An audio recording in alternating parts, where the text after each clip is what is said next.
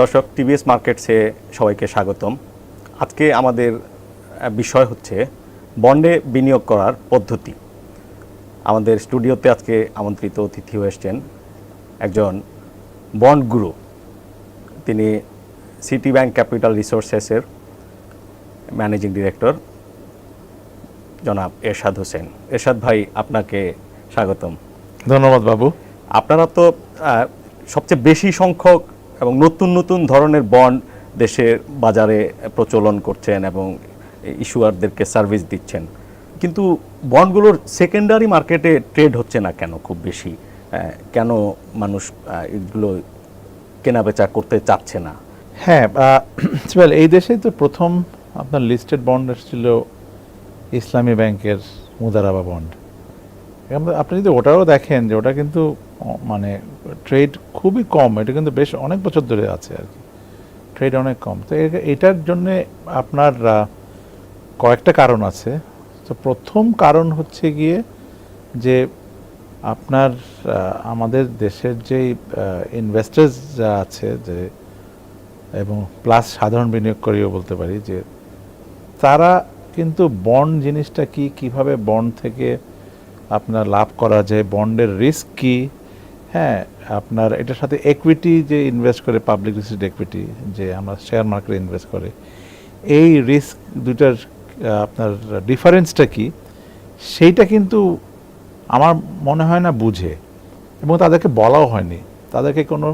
আমার মনে হয় যে আমরা এখনও কিন্তু কোনো আপনার অ্যাপ্রোপ্রিয়েট এডুকেশন দেওয়া যে বিনিয়োগকারীদেরকে যে যে কেন বন্ডে ইনভেস্ট করবেন এবং এটা একুইটি অথবা স্টক মার্কেটের একুইটির থেকে ডিফারেন্সটা কি, সেইটা কিন্তু আমার মনে হয় ভালো করে আমরা করিনি, এবং এটা আমাদের দায়িত্ব এটা করা।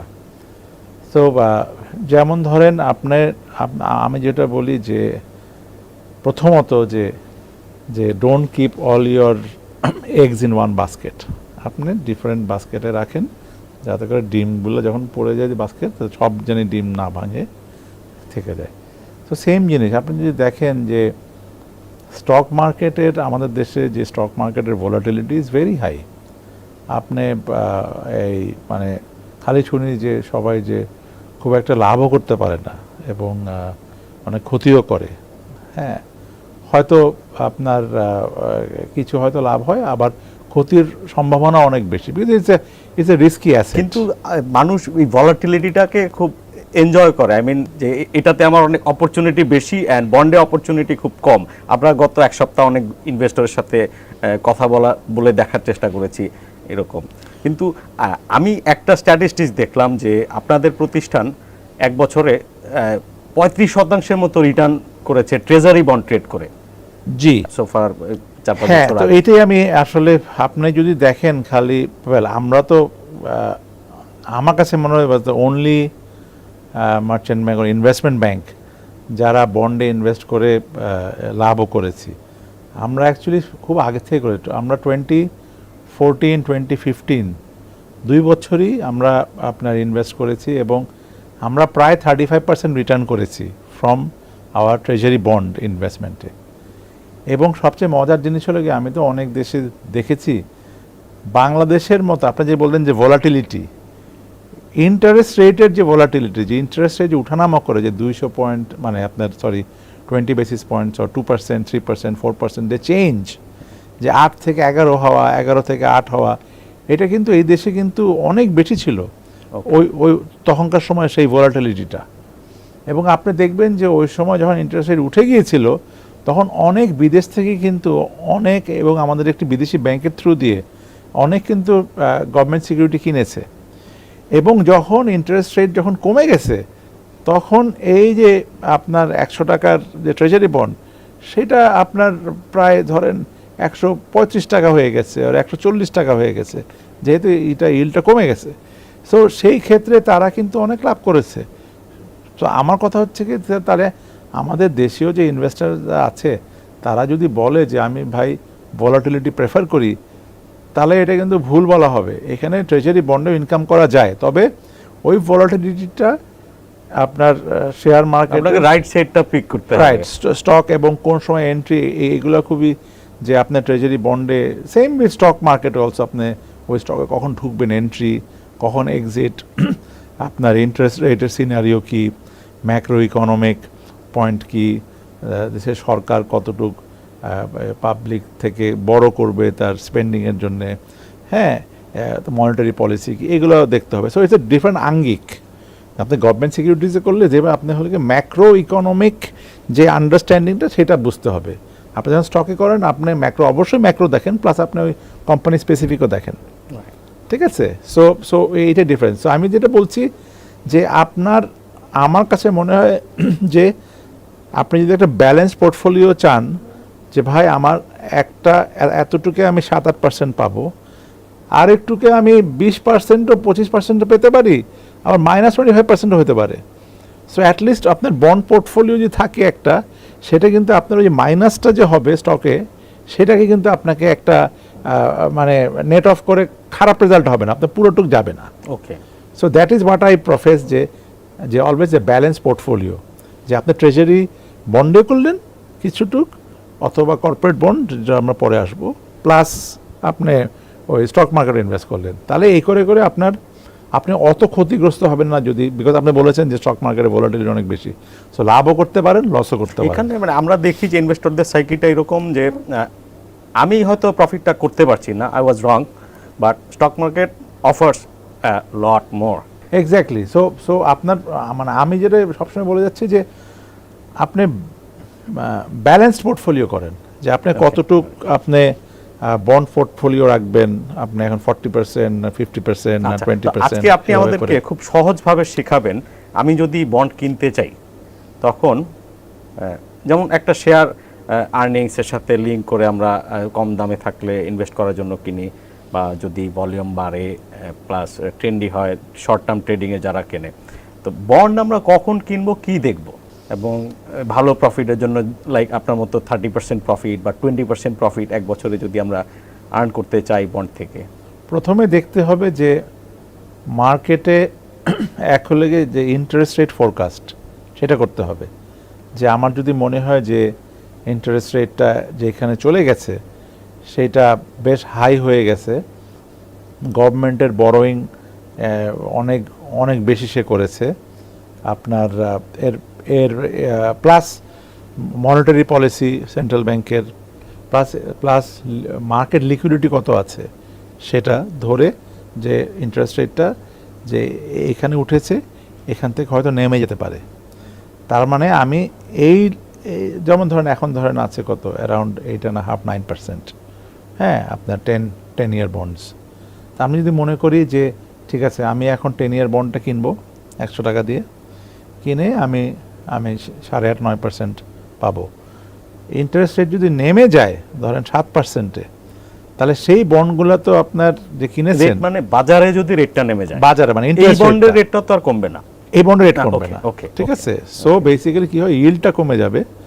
সো আপনার ইল্ড কমে যাবে, আপনি যেই বন্ডটা কিনেছিলেন টু গেট এ 9% ইল্ড, সেই 100 টাকাটা আসলে বেড়ে যাবে to match with the yield match করা with the 7% yield. That is how the prices move. আমি যদি এটাকে একটু সহজভাবে ইন্টারপ্রেট করি, এরকম কিনা যে বাজারে এখন সিমিলার একটা বন্ড ইস্যু হলে সেখান থেকে সুদ কম পাওয়া যাচ্ছে, দ্যাট মিনস এই বন্ডটা আমার যে অলরেডি হাই রেটে ইস্যু করা বন্ডটা আছে সেটার চাহিদা তখন বাড়বে, তার দাম বেড়ে যাবে, এবং ইল্ডটা দুইটার একটা ব্যালেন্সে আসবে। তার মানে হলে গিয়ে একটা বন্ড যেটা 100 টাকা 7% রিটার্ন দেয়, তার থেকে হলে গিয়ে যেই বন্ডটা ছিল 100 টাকার 9% রিটার্ন দেয়, ওইটা অনেক মূল্যবান। তার মানে আমি ওই 100 টাকারটা আরও বেশি দিয়ে আমি কিনবো, সো দ্যাট ওটা ম্যাচ করে যে আমার যে এক্সিস্টিং যে ইল্ডটা আছে 7%-এ, সেটাকে ম্যাচ করার জন্য। সো ওটা 9% করতো, সো তার মানে মুভ করবে কোনটা, ওই 100 টাকারটা যে কিনেছে ওটা 120 টাকা 130 টাকা হবে, এবং সেইটাই আপনার ক্যাপিটাল গেইন বন্ডের। Okay, plus it is a stable investment, এটা আপনাকে 7-8% এমনি রিটার্ন দেবে, ইল্ড থেকে আসবে আর কি। এক্স্যাক্টলি। ওকে। আর আপনি তো বাংলাদেশের সবচেয়ে এখন পর্যন্ত কর্পোরেট সেক্টরে যে সুকুকটা এসছে, বেক্সিমকো সুকুক, এটার ইস্যু ম্যানেজার প্লাস ফান্ড অ্যারেঞ্জারও। সুকুক কেমন পপুলার এবং পিপল ইনস্টিটিউশনগুলোর বিষয়টা আমরা জানি, public investors and the retail. মানে আমার একটা জিনিস ভালো হয়েছে, আমি যখন সিঙ্গাপুরে ছিলাম আমি কিন্তু তখন অনেক রকম বন্ড বিক্রি করতাম, হ্যাঁ,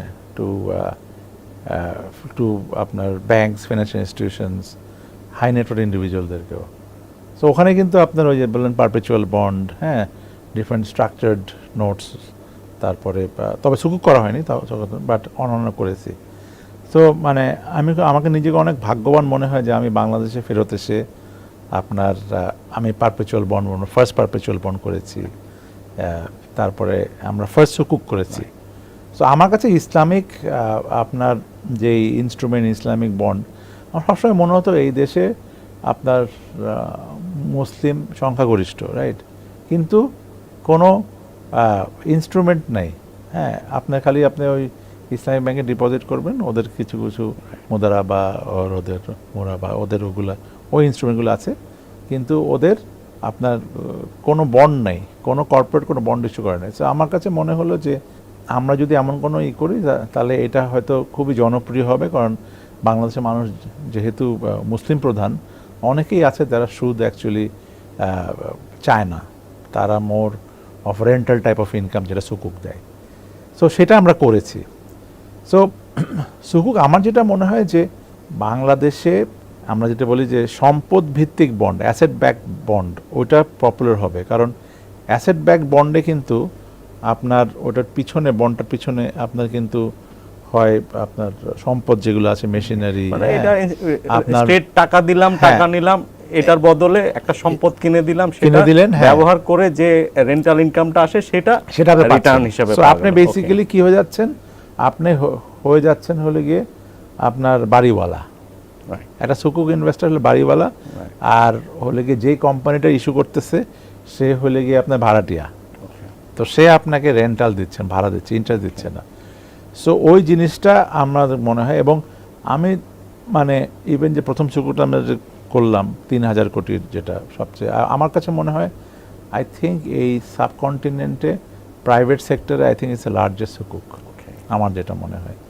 সো তো সেটা আমরা দেখেছি যে আপনার নন ব্যাংক থেকেও কিন্তু এসেছে, হ্যাঁ, আমরা কিন্তু দেখেছি যে অনেক প্রভিডেন্ট ফান্ড থেকে ইনভেস্টেড হয়েছে।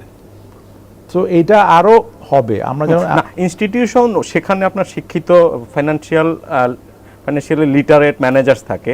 আমি যেটা আপনার কাছ থেকে আজকে আশা করব যে আমরা যারা ইন্ডিভিজুয়াল রিটেলস, আমাদের জন্য আপনি বলবেন যে আপনি একটা পরামর্শ দিলেন ভালো বিনিয়োগ রিটার্ন কিভাবে বন্ড থেকে আনা যায়। তো সুকুকে তাদের আগ্রহ কেমন দেখছেন? আমাকে অনেকে, যখন আমরা প্রথম করেছিলাম আমাদেরকে কিন্তু অনেক আমরা ফোন কল পেয়েছি, অনেক আগ্রহ দেখেছি ওটাতে। ছোট ছোট আমাদের ওখানে আছেও, যেহেতু ওটা প্রথম সুকুক হয়েছে, হয়তো মানুষ হয়তো ওটার আপনার আন্ডারস্ট্যান্ডিংটা কম ছিল, কিন্তু আস্তে আস্তে কিন্তু আগ্রহ বাড়ছে। আমরা কিন্তু সেকেন্ড সুকুকটাও নিয়ে আসছি মার্কেটে। সো আমরা ফার্স্টও করেছি, সেকেন্ডও করেছি, আমরা চাই আরও আসুক যে এই মার্কেটে। সো আমরা ওই যে প্রাণের একটা কোম্পানি আছে বঙ্গ বিল্ডার্স, ওদের সুকুকটা এনেছি, ওইটাও সেম ওই আপনার এই স্ট্রাকচারে, যেখানে আপনার ইনভেস্টার মেশিনারিগুলার মালিক হবে। এগুলো থেকে আপনার নেট রিটার্ন অ্যানুয়াল কেমন? নেট রিটার্ন প্রথম সুকুকটা তো খুবই ভালো ছিল। প্রথম সুকুকে আপনার নেট রিটার্ন হলে গিয়ে মিনিমাম 9%, বাট আপনার ওটা আপনার 11%ও দিয়েছে, আর ওটা কনভার্টেবল সুকুক ছিল। সো ওটা বেক্সিমকো শেয়ারে আপনি কনভার্ট করতে পারবেন 20%। সেখানে হয়তো আরো বেশি প্রফিট করার একটা, হ্যাঁ, ওখানে বিকজ আপনি ওটাকে মার্কেট থেকে 25% ডিসকাউন্টে পাবেন। সো সেটা একটা আছে। সো ওটা করলাম, প্রাণ করবে আমাদের আরও, আমাদের প্রাণ যেটা এই সুকুকটার রিটার্ন কেমন? প্রাণে আপনার ওটা হলে গিয়ে অ্যারাউন্ড 9%। হ্যাঁ, তো ওটাও ভালো ওদের। আপনার তো হয়তো আমরা আরও কয়েকটা সুকুক নিয়ে আসবো।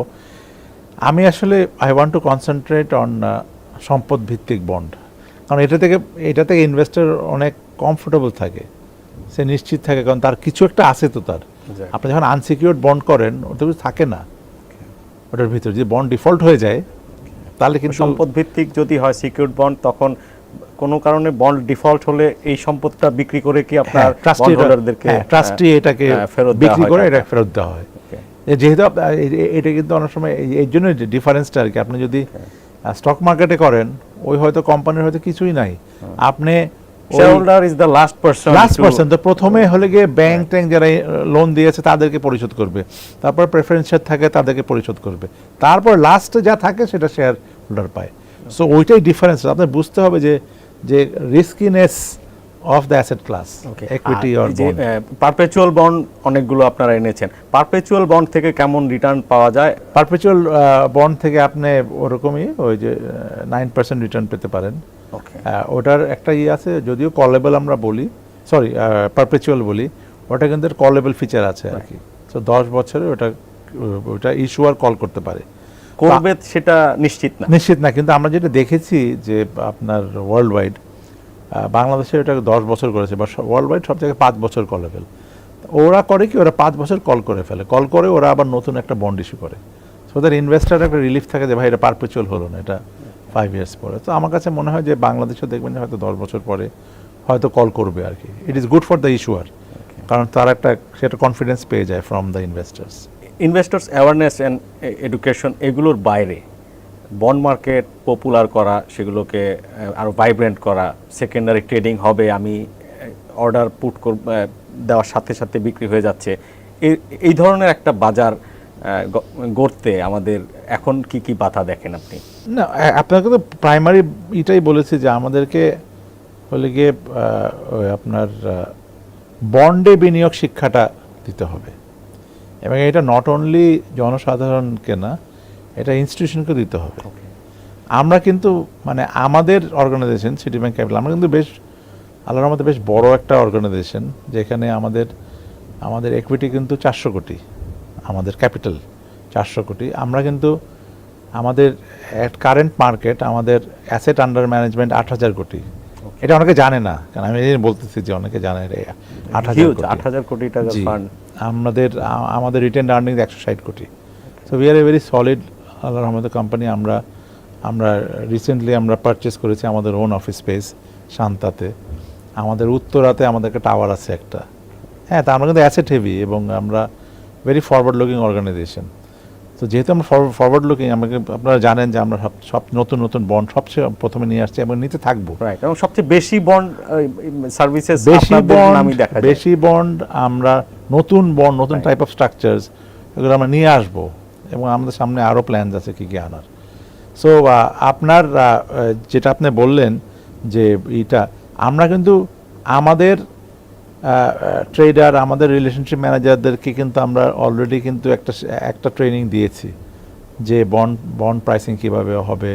হ্যাঁ, আমরা ব্যাংকের সাথে আমরা কাজ করি, ট্রেজারির সাথে কাজ করে আমরা বন্ড মার্কেটে কীভাবে আরও এই প্রোডাক্টটাকে আনবো, ওটাও কিন্তু আমরা কিন্তু করছি। সো এই জিনিসটা হলে গিয়ে একটা ধাপ, এই জিনিসটা সবার করতে হবে, সব অর্গানাইজেশনে, ব্রোকার্স, আপনার মার্চেন্ট ব্যাংকস, হ্যাঁ, সবার, প্লাস জনসাধারণকে গিয়ে, কারণ ওরাই তো কাস্টমার হবে।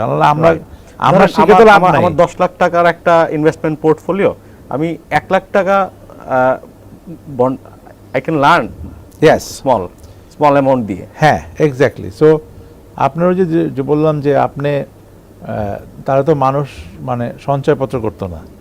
Bond is like a treasury, bond is like a government security সঞ্চয়পত্র। কর্পোরেট বন্ড যেগুলো ভালো রেটেড, গুড ইস্যুয়ার, জানে যে ভাই ডিফল্ট করবে না, হ্যাঁ, ভালো রিটার্ন দেয় মোটামুটি, ওগুলো তো তারা করতে পারে। প্লাস সাথে সাইডে ওরা আবার ইকুইটিও, স্টক মার্কেট ইনভেস্ট করতে হবে। স্টক মার্কেট আমরা বলি, স্টক মার্কেট তো এইটাও basically listed equity, public listed equity বলি আমরা। হ্যাঁ, পাবলিক লিস্টেড ইকুইটিতে করতে হবে। সো ওই জিনিসটা শেখাতে হবে যে ভাই আপনি যদি মানে বাইরে কি করে, বাইরে আপনার একটা প্রত্যেক 2 বছর পর আপডেট করে যে কাস্টমারের রিস্ক প্রোফাইল, যে ও কাস্টমার নিজেই ওটা সাইন করে, বা তুমি কি হাই রিস্ক, তুমি কি মডারেট রিস্ক, না লো রিস্ক, তুমি বলো তুমি কেমন। ও বললো ভাই আমি হাই রিস্ক, ঠিক আছে হাই রিস্ক ঠিক দিল। তোমার এক্সপিরিয়েন্স আছে এই প্রোডাক্টে, ও বললো হ্যাঁ আছে, সাইন করে দিল। তো এতে হয় কি, হাই রিস্ক তুমি জেড ক্যাটাগরি স্টকে স্পেকুলেট, হ্যাঁ, তো এটা মিস সেলিং হয় না। ও যদি পরে এসে বলে যে আমাকে ট্রেডার আর রিলেশনশিপ ম্যানেজার আমাকে বলেছে এইটা করতে, আমি করছি, আমি জানতাম না, কিন্তু ও গিয়ে তখন দেখাবে যে আসলে তুমি তো নিজেই বলছো যে তুমি সুটেবল ফর দিস ইনভেস্টমেন্টস, ঠিক আছে? ও যখন হাই রিস্ক হয় তখন হাই রিস্ক কি করে, সব ইকুইটিতে ঢেলে দেয়। প্রোফাইলের সাথে ম্যাচ করে Correct. আপনার ও যদি বলে হ্যাঁ এক্স্যাক্টলি এটা বাংলাদেশে এটা করা উচিত, আপনি যদি বলেন মডারেট রিস্ক, তাহলে ও আপনার বলো ঠিক আছে 50% হলে গিয়ে আপনার ট্রেজারি বন্ডস, হ্যাঁ 50 whatever 20% corporate bond, 50% listed equity, এভাবে করে একটা সাজায় দিল একটা ওর রিস্ক প্রোফাইল অনুযায়ী। আর যদি বলে খুবই লো রিস্ক, তাহলে হয়তো কিছু বেশি করে ওকে কিনে দিল গভর্নমেন্ট সিকিউরিটিজ আর কর্পোরেট বন্ড। সো এই জিনিসটা বুঝতে হবে যে আমাদের তো সবাই রিস্ক প্রোফাইল একরকম না। আপনি একটা হাউস ওয়াইফকে জিজ্ঞেস করেন, ইউজুয়ালি হবে সবচেয়ে lowest risk, she is the saver of the fee. So ওর জন্য এরকম প্রোডাক্ট যে খুবই স্টক মার্কেটে করে মানে সে ইনভেস্ট করতে চায়, তাড়াতাড়ি প্রফিট চাই ওটা হলে আলাদা হাই রিস্ক। সো ওইভাবে করে রিস্ক প্রোফাইলিং করে আপনার প্রোডাক্টটা দিতে হবে। সো আমরা এইভাবে করে নিয়ে আসছি। ট্রেজারি বন্ডে কি এখন বিদেশি বিনিয়োগকারী আছে? অনেক কম, আমার কাছে মনে হয় আসবে আবার, হ্যাঁ, কারণ হয়তো ডিভ্যালুয়েশনটা হয়ে গেছে তো, সো এর জন্যে তারা ওই আপনার ওই এফএক্স রিস্কটা কমে গেল এক, আর দুই হচ্ছে গিয়ে তারা দেখবে যে ইন্টারেস্ট রেটটা যদি মোটামুটি এরকম জায়গায় থাকে, হ্যাঁ, তাহলে তারা ইনভেস্ট করবে। আপনি যদি দেখেন যে ইফ ইউ লুক অ্যাট আপনার শ্রীলঙ্কার আপনার ওদের ইউএস ডলার যেই গভর্নমেন্ট যেগুলো সোভারেন বন্ডসগুলো ছিল, ওগুলার ইল্ড আপনার 45-50%-এ শুট করেছে, মানে ইল্ড মানে ইন্টারেস্ট 50%, কারণ বন্ডগুলোর দাম কমে যাওয়া, দাম একদম ফল করেছে। তো অনেকে যদি মনে করে না, আমার কাছে মনে হয় শ্রীলঙ্কা পলিটিক্যালি আস্তে আস্তে ঠিক হয়ে যাচ্ছে, রিফর্মস হচ্ছে, ভালো গভর্নমেন্ট এসেছে, ওরা ফিসকাল ম্যানেজমেন্টটা ভালো হচ্ছে, আবার সামনে একটা সম্ভাবনা আছে, তখন দেখবেন হুড় করে সবাই গিয়ে ওই বন্ড কিনতেছে।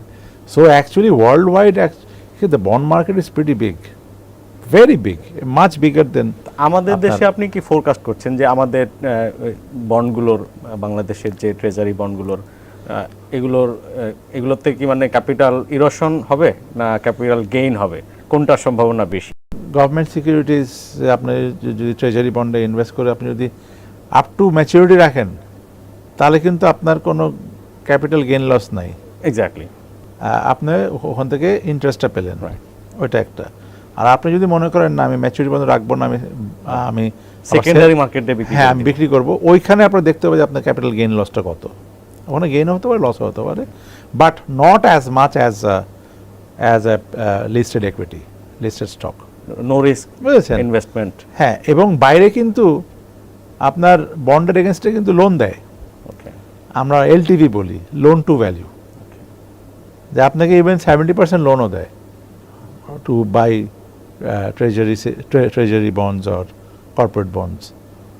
সো আমার হলে গিয়ে ভেরি সিম্পল, আপনি যদি পোর্টফোলিও করেন যে কিছু গভর্নমেন্ট সিকিউরিটি রাখলেন, কিছু ভালো কর্পোরেট বন্ডস, প্রেফারেবলি আমার কাছে অ্যাসেট ব্যাকড কিছু বন্ডস, আর আপনি ইকুইটি, লিস্টেড ইকুইটিতে করলেন। এরশাদ ভাই, আপনাকে অসংখ্য ধন্যবাদ আমাদের স্টুডিওতে সময় দেওয়ার জন্য। দর্শক, এরশাদ ভাইয়ের কাছ থেকে আমরা আজকে কিভাবে বন্ডে বিনিয়োগ করা যায় বা করতে চাইলে আমাদের কি কি বিষয় কনসিডার করা উচিত, এগুলো শিখলাম। সুদের হার যদি কমে যায় তাহলে আপনার হাতে থাকা বন্ডটির দাম বেড়ে যাবে, মোটা দাগে সূত্রটা এরকম। আর সুদের হার বেড়ে গেলে আপনার বন্ডটির বাজার মূল্য কমে যাবে। তবে শেষ পর্যন্ত যদি আপনি ম্যাচুরিটির শেষ পর্যন্ত ধরে রাখেন, আপনি ফেস ভ্যালুতে টাকা পাবেন, মাঝখানে সুদ বলেন, মুনাফা বলেন, এগুলোও পাবেন। পরবর্তী পর্ব দেখার আমন্ত্রণ জানিয়ে বিদায় নিচ্ছি।